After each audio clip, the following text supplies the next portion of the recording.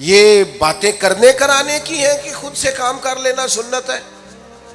آپ نے 2 منٹ لگائے ہیں اور آپ نے کسی پر روب ڈال کے آپ فارغ ہو گئے۔ اخلاقی رویوں میں سب سے زیادہ ضروری تو دوسرے کا احساس کرنا ہوتا ہے۔ اخلاقی رویوں میں سب سے زیادہ حاجت تو دوسرے کی تکلیف اور شدت کا احساس کرنے کی ہوتی ہے۔ میرے صاحب فرمایا کرتے تھے 10 منٹ کیوں انتظار کراتے ہو لوگوں کو؟ تم نے ممبر پہ کہا تھا میں 2:15 بجے جماعت کراؤں گا، 2:16 کیسے ہوئے؟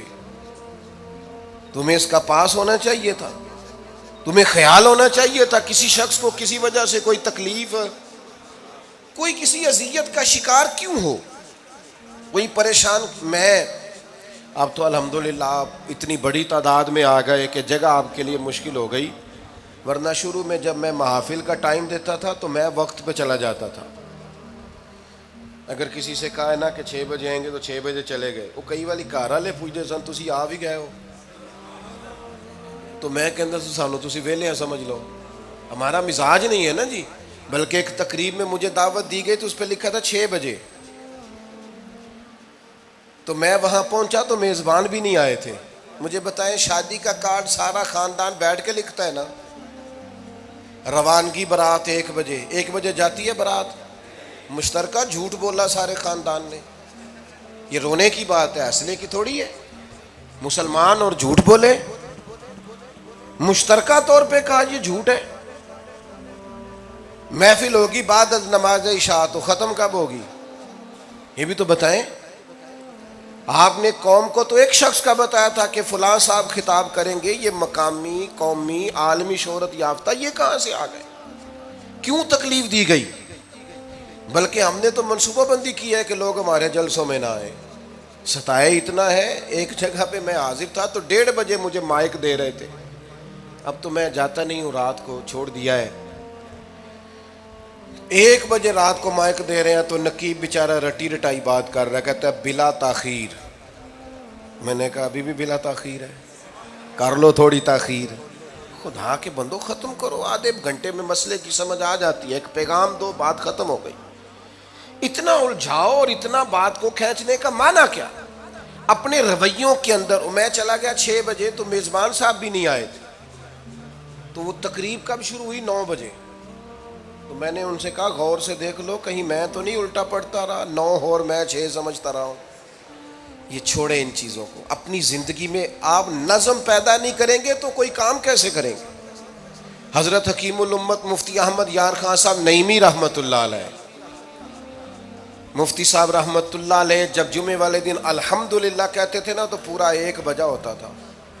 لوگ گھڑی کو کہتے تھے تو غلط ہو سکتی ہے، پر مفتی صاحب پورے ٹائم پہ الحمدللہ کہتے ہیں۔ بلکہ ان کے بارے میں معروف ہے کہ وہاں ایک ذمہ دار تھا، بھینسوں کا دودھ دھوتے ہیں نا دیہاتی لوگ، تو عصر کی اذان سے 5 منٹ پہلے مفتی صاحب مسجد تشریف لے جاتے۔ یہ اخلاق ہے، یہ آپ کا رویہ ہے، یہ آپ کا انداز ہے۔ عصر کی اذان سے 5 منٹ پہلے جاتے تھے، جا کے وضو بنانا پڑے تو سنت ادا کر کے بر وقت نماز میں شامل ہو جائیں۔ تو مفتی صاحب گزر جاتے تو وہ ذمہ دار اپنے بیٹے سے کہتا کہ اب آپ نا بچے کو چھوڑیں بھینس کے نیچے تاکہ ہم بھینسوں کا دودھ دھوئیں۔ تو ایک دن وہ بیٹا کہنے لگا ابا جی ابھی تو یہ سورج کھڑا ہے، عصر کا ٹائم کہاں ہوا ہے؟ تو وہ کہنے لگا تو چھڑ دے کٹا، مفتی صاحب لنگ گئے نہیں، ٹائم ہو گیا ہے۔ یہ ہمارے بزرگوں نے ہمیں رویے سکھائے۔ آپ نظم والے ہوں، اخلاق والے ہوں، سچائی والے ہوں، دیانتداری والے ہوں، دوسروں کا خیال رکھیں، کسی کو تکلیف نہ ہو ہماری وجہ سے۔ پتہ ہے رسول پاک صلی اللہ علیہ وسلم کی بارگاہ میں آ کے عرض کیا گیا یا رسول اللہ یہ ہمارے امام صاحب بہت لمبی نماز پڑھاتے ہیں، صحیح حدیث میں موجود ہے۔ نماز ہی پڑھاتے تھے نا، قرآن ہی پڑھتے ہوں گے نا، کتنا اعزاز والا کام ہے۔ یا رسول اللہ یہ بہت لمبی نماز پڑھاتے ہیں۔ اللہ کے محبوب علیہ السلام نے بلا لیا، اور لفظ پتہ کیا ہے؟ حضور فرمانے لگے میں لوگوں کو دین کے قریب کرتا ہوں، آپ دور کرتے ہیں۔ فرمایا جب بھی نماز پڑھائیں معتدل پڑھائیں۔ اور خود حضور کا عمل کیا ہے؟ حضور فرماتے ہیں جب میں نماز میں کھڑا ہوتا ہوں تو میرا دل کرتا ہے میں لمبی نماز پڑھاؤں، ہمارا جب کسی شے کو دل کرے تو ہم چھوڑتے ہیں. میرا دل کرتا ہے میں لمبی نماز پڑھاؤں، لیکن حضور فرماتے ہیں پھر پیچھے سے کسی بچے کے رونے کی آواز آتی ہے، میں سوچتا ہوں اس کی ماں پریشان ہوگی، میں نماز مختصر کر دیتا. اور میرے بھائیوں، نماز میں بھی لوگوں کا احساس، ہماری طبیعت ہی نہیں رہی. کوئی آدمی ہارن دے رہا پیچھے سے اور سامنے گاڑی میں دو بندے کھڑے، گاڑی مین روڈ پہ کھڑے کر کے باتیں کر رہے ہیں، اور وہ ہارن بجا رہا ہے تو کہتے ہیں ٹھہر جا، آگ بجھانی ہے جا کے. ایک تو آپ نے اتنا ظلم کیا کہ آپ نے روڈ بند کیا، اور دوسرا اخلاقی رویہ یہ ہے. اور میرے بھائی یہ بھی بد اخلاقی ہے کہ آپ اپنا موٹر سائیکل مین روڈ پہ کھڑے کر کے دکان پہ چلے جائیں، لوگوں کو تکلیف میں ڈالیں گے. اسلام اس کی اجازت نہیں دیتا. رستوں کے نشان مٹانے والے کو نبی پاک نے تنبیہ فرمائی. کسی کو تکلیف ہو، اذیت ہو، اور بعض لوگ سمجھتے ہیں کہ میں نے پریشر میں رکھی ہوئی ہے دنیا، ڈرتے ہیں لوگ مجھ سے. جو ڈر کے عزت کرتا ہے وہ خوف کھاتا ہے، اور جو محبت سے تجھے سلوٹ کرتا ہے وہ تیرا احترام کرتا ہے. بعض لوگ کسی کے شر سے بچنے کے لیے بھی اسے سلام کرتے ہیں، وہ عزت نہیں ہوتی، وہ عزت نہیں ہوتی کہ یہ تو رٹا ڈال دے گا. اپنے اخلاقی رویے ہمیں اللہ کے محبوب سے سیکھنے، حضور سے خیرات لینی ہے. اخلاق اسما ہم نے اپنے آپ کو سمجھنا ہے، ہم نے اپنے مزاجوں میں تبدیلی پیدا کرنی ہے، بالخصوص بزرگوں کے معاملے میں، بڑوں کے معاملے میں. جیسے جیسے انسان ضعیف ہوتا جاتا ہے نا، حساس ہوتا جاتا ہے، اسے باتیں تکلیف دینے لگتی. وہ ایک بوڑھی اماں ایک دفعہ مجھے کہنے لگی کہ آپ میرے بچوں سے کہہ دیں خرچہ پاویں تھوڑا دین کرن، میرے نال بولن صحیح کرن. وہ جب اپنی بیویوں کے سامنے میرے ساتھ تھوڑا والیوم اونچا کر کے بات کرتے ہیں آواز کا، تو مجھے تکلیف ہوتی. اپنا رویہ، لہجہ، اس پر غور ہو. جوانی میں ہی تو برداشت کرنا ہوتا ہے. اپنے مزاج کو کبھی بکھرنے اور ٹوٹنے نہ دیں. اور سب سے زیادہ بندے کا پتہ ہی تب چلتا ہے جب کوئی اسے پورا غصہ دلائے، جو پھر کنٹرول کرے، وہی تو کمال آدمی ہوتا ہے. آ کے کہا گیا تھا نا نبی پاک علیہ السلام کو کہ یا رسول اللہ وہ معاذ اللہ ان لفظوں کے ساتھ تانا و تشنیع کرتے ہیں، نقل کفر نہ باشد.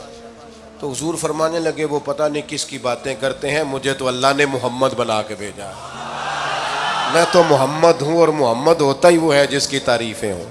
وہ پتہ نہیں کس کی باتیں کر رہے ہیں، چھوڑو.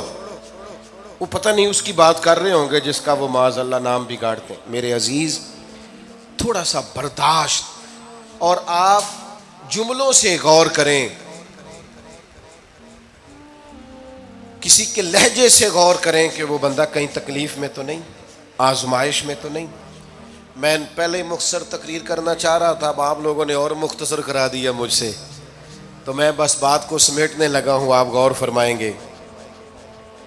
ایک دن نبی پاک علیہ السلام نے سید عائشہ صدیقہ رضی اللہ تعالیٰ عنہ سے فرمایا.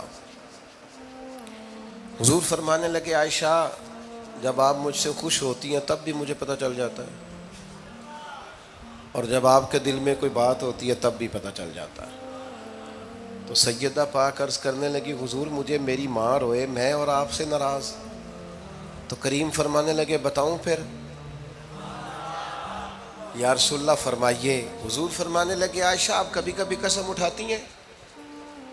یا رسول اللہ اٹھاتی ہوں.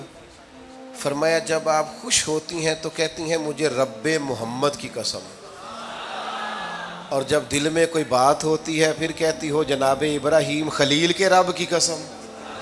پھر حضرت ابراہیم کی نسبت سے قسم اٹھاتی ہو. تو جناب عائشہ کہتی ہیں حضور کی بات سن کے جو میرا حال تھا میں بتا نہیں سکتی. یا رسول اللہ آپ اتنا خیال کرتے ہیں؟ یہاں تک خیال فرماتے ہیں کوئی کیا بول رہا ہے؟ کہتی میں نے فوراً عرض کی کہ یا رسول اللہ مجھے رب محمد کی قسم ہو، میری زبان سے نام ہی جاتا ہے، میرے دل میں آپ ہر وقت موجود رہتے ہیں، دل میں.